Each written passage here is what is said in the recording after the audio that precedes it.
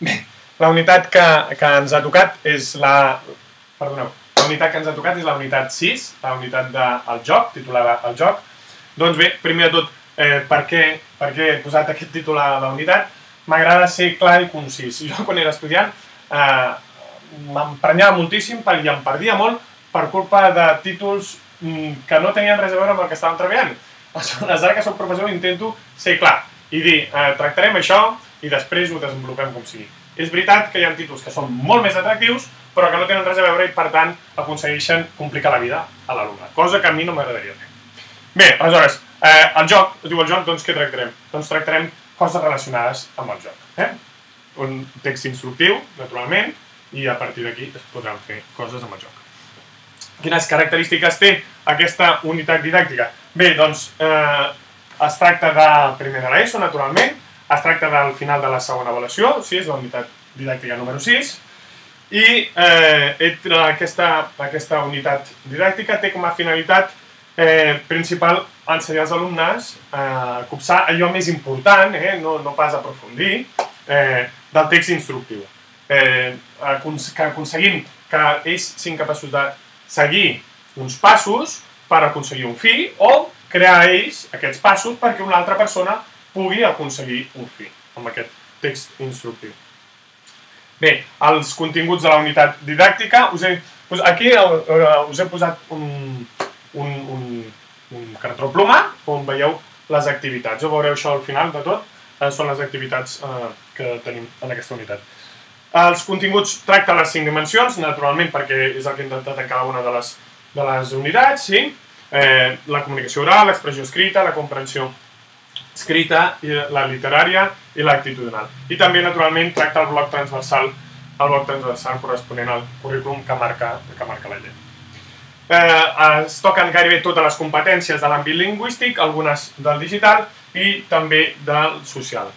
Els instruments d'avaluació que uso per a aquesta unitat didàctica són molt variats, per tal de ser just, sí, i per donar resposta a totes les mancances que puguin aparèixer en l'aprenentatge, i són, per exemple, observació directa, dictats, rúbrica de text narratiu, lectura, exposició, comprensió lectora, l'actitud a classe, l'avaluació inicial i l'avaluació final, una autoavaluació, un dossier, tot aquest tipus d'avaluacions ens permeten a nosaltres donar unes avaluacions i unes notes als nostres alumnes. Bé, doncs anem ja als objectius i als criteris. El primer objectiu és millorar la lectura i la comprensió lectora, importantíssim per mi aquest objectiu, sí? A més és un dels tòtems de l'educació per competències. Després, reconèixer, analitzar i crear textos instructius.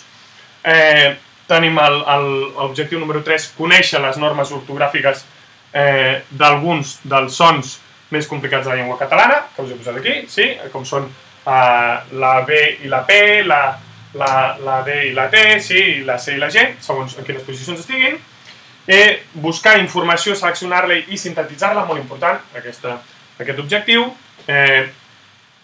Millorar l'ortografia i participar en les activitats, naturalment, és un objectiu que surt a tot el curs, i produir textos orals, també. Bé, a l'atenció a la diversitat es busca adoptar la lectura a nivell individualitzat, per això hi ha lectura individual en veu alta, després adaptar el text instructiu, que han d'haver-hi grups heterogenis, els dictats han de ser adaptats, és molt fàcil adaptar un dictat. Després es proposen recursos de vetlladora i de plans individualitzats i com a activitats de reforç he proposat en aquesta unitat didàctica llegir una recepta d'internet i cuinar-la seguint les instruccions, una activitat bastant divertida, i d'ampliació crear un taulell real, sí, per materialitzar el joc de l'oca i a més fent unes instruccions que no només siguin en català, sinó en català i en castellà. En totes les unitats didàctiques, sempre com que pengem coses al blog, qui vulgui ampliar continguts, qui vulgui ampliar continguts, naturalment pot fer comentaris al blog. Bé, la transversalitat d'aquesta unitat didàctica és molt clara. Plàstica, si s'opta per fer el joc material de l'oca, es tracta la plàstica, sí? I valors, llegeix La por que no s'acaba mai, un llibre amb alt contingut de valors. I com que sempre treballem amb aspectes digitals, també hi ha una transversalitat amb tecnologia, aprendre, per exemple, el processador de text. Després, els recursos TIC. L'aula d'informàtica es tracta del Word, es tracta d'internet, es tracta del Moodle, sí? De l'exposició han de presentar la seva exposició amb un PowerPoint, per tant han d'aprendre a utilitzar-lo, sí? I compten amb la meva ajuda, naturalment. I per la comprensió tenim el Kahoot, sí? I la pantalla digital. Després, orientacions metodològiques que es donen als professors. Bé, primer, és una tipologia molt propera, sí? Els encanta jugar a tots els alumnes, bé, als alumnes i als grans, no? Aleshores, hem de buscar temes que siguin propers a ells, perquè si fem el joc i ens allunyem del seu àmbit, aleshores aquest apropament que hem aconseguit ens tira cap enrere una altra vegada. Perdoneu. Es continua i s'acaba la lectura de La por que no s'acaba mai, durant la unitat 4, el 5 i el 6 es llegeix el llibre, sí? S'ha d'intentar acabar en aquesta unitat, naturalment. És un llibre molt proper als alumnes, que tracta uns temes que es viuen a classe diàriament, com pot ser els conflictes amb companys o fins i tot el bullying, i sobretot es tracta de la por, de la por. No sempre ha de ser una por relacionada amb el bullying, sinó que pot ser una por relacionada amb moltes coses, com es pot veure en algunes de les activitats que proposo. Després, dir que internet, el professor ha de saber que quan es fan aquestes activitats d'internet, el primer que aprenen els alumnes és que hi ha tanta informació a la xarxa que es perden. Aleshores, el professor ha de ser capaç d'aconseguir una via per on poder-los guiar i que aconsegueixin veure sempre aquesta guia, que busquin alguna cosa. Després, s'aprofita el contingut del bloc transversal per aprendre a fer esquemes, exposicions orals, buscar informació, etc. I anem a la part final de la unitat didàctica, sí? Que són la seqüència d'unitats que teniu vosaltres aquí. Teniu posat aquí davant. Aleshores, com podeu veure, són 9, 6, 7, 8, 9, 10, 11 hores que es dediquen a la unitat didàctica del joc, i a la primera sessió el que faig sempre, aquest aquí soc jo, és explicar als alumnes de què anirà la unitat, com avaluaré la unitat, com la tractarem i quines seran les sessions que tindrem nosaltres durant aquesta unitat. Ells ja saben cada dia què és el que ens toca, almenys que pel que sigui aconseguim trencar la dinàmica, que això també està molt bé a vegades.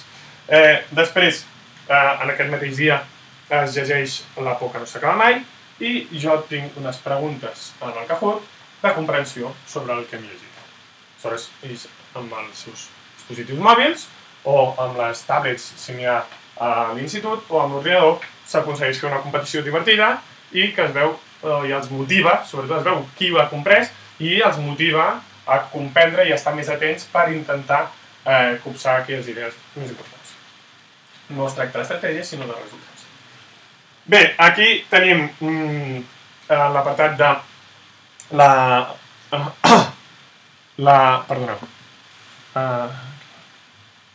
l'avaluació inicial, perdoneu, s'ha d'escriure, jo els hi proposo una activitat que és escriure com unes instruccions per muntar una taula. Una taula com per exemple la de classe. I han d'aconseguir escriure aquestes instruccions. Quines ajudes els dono? Cap.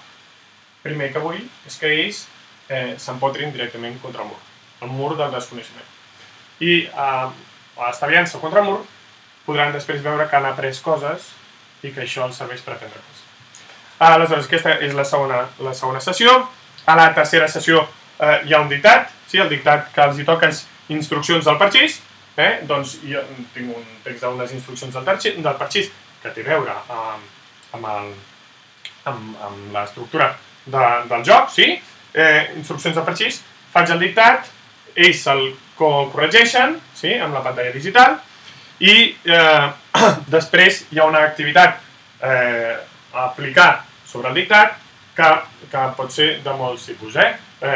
Pot ser de continuació, pot ser d'acabament, es proposen diverses i el professor escull segons si té molt de temps o poc. S'ha de dir que com que és una activitat que jo proposo de fer amb mi o el professor assenyalant cada paraula, si surten molts dubtes, a vegades no dona temps de fer moltes activitats. Si és una classe que va lleugera, doncs es pot fer una activitat més llarga o més curta. Però el més principal dels dictats sempre són fer el dictat, mirar de corregir-lo i després fer la cocorrecció. Tenim aquí, a la quarta sessió, doncs la por que no s'acaba mai es llegeix en veu alta, sí? I tenim una activitat de continuació i de comprensió que és els passos a seguir per superar una por personal. És el que us deia abans, no es tracta no només de veure la por dins del bullying, sinó també de les pors interiors que tenim nosaltres. Aleshores, ells m'han d'escriure en el dossier de lectura els passos a seguir per superar una por personal, sigui quina sigui, la que tinguin ells. I a més serveix una mica per establir aquests vincles, que us deia, perquè si ells m'expliquen les pors i jo aconsegueixo que això no sigui res extraordinari, doncs hi ha un lligam que ens fa units. Bé, després, exposició oral, sí? Uns alumnes, com que ja portem des de principi de curs per aquesta exposició, no fa falta ni explicar-los que ja saben com ven, uns alumnes exposen les grafies PB, PB, C, G i DT, sí? I després d'exposar-ho es posen en pràctica uns exercicis amb un text de què? De la por que no s'acaba mai. No ens allunyem dels textos, sí? Agafem un text que ja hem llegit i busquem, per exemple, paraules que tinguin la P i la B en posicions semblants al que ens han explicat. I val a dir que mentre estan fent l'exposició no només tinc jo una rúbrica, sinó que els propis companys de classe tenen rúbriques per poder avaluar els seus companys. Aquí, a la número 6, anem a l'aula d'informàtica, per això us he posat aquí un teclat d'ordinador, i a l'aula d'informàtica tenen 15 minuts per buscar informació sobre el text instructiu, i els dic, heu de buscar informació sobre el text instructiu. Digueu-me quins elements són els més importants, on es troben, i els dono 4 bases perquè puguin anar ells buscant. 15 minuts. Després tenim 10 minuts en què ells deixen l'ordinador i jo els explico aquells elements que jo crec importants, que no vol dir que siguin millors que els seus. I després tenim 15 minuts per buscar uns textos instructius, nivell fàcil, vas al Moodle, ja ho saben, van al Moodle i agafen el text que els he penjat jo, nivell difícil, busquen un text independent que no sigui del Moodle, i han d'assenyalar aquests elements que nosaltres hem aconseguit pactar entre tots. I si els hi queda temps, doncs comencen a fer l'esbós per al text final. Després tenim la lectura de la por que no s'acaba mai i un Kahoot. Una altra vegada, tornem a jugar i tots contents. Després tenim un dictat, aquest dictat d'aquí és un dictat sobre una recepta, la Mona, d'un blog de cuines, i tenim aquí una exposició d'uns companys de classe que expliquen les diferències entre la B i la B baixa, i quan escriure unes i quan escriure l'altra. Aquí tenim la penúltima sessió, que és molt important. Anem a l'aula d'informàtica i creant un text instruccional, un text instructiu. I aleshores jo poso un exemple que és les instruccions d'una OCA. Aquestes instruccions d'una OCA, ells ja han pogut fer un esbós el dia anterior, arriben a classe amb aquest esbós, el corregeixen, el comentem individualment, anem comentant-lo, i després el passen a net. El pengem al blog i és públic. Com us he dit, l'activitat d'ampliació, per exemple, és qui vulgui, a partir d'aquí, crear un text, una oca plàstica, un joc de l'oca, per poder jugar. I si algun dia de sobres, doncs es pot dir sempre que es poden jugar als jocs que ells mateixos han fabricat. I finalment tenim un examen parcial, que no val ni més ni menys que tota la resta d'activitats que han tingut avaluació. Simplement és un examen que agrupa preguntes i que agrupa qüestions de tot tipus, des del text instructiu, fins a elements de les grafies, d'aquestes d'aquí, sí, una miqueta de tot. És una nota més que tenim, no és ni millor ni pitjor. I amb això, doncs, donaríem per finalitzada l'explicació de la unitat didàctica 6. Espero que us hagi agradat molt i abans d'acabar, com que m'agrada treballar els textos, doncs us llegeixo només 2 línies que tinc aquí al llibre de La por que no s'acaba mai, per veure si a vosaltres us interessaria o no aquest llibre, que normalment no és meu, però que està molt bé.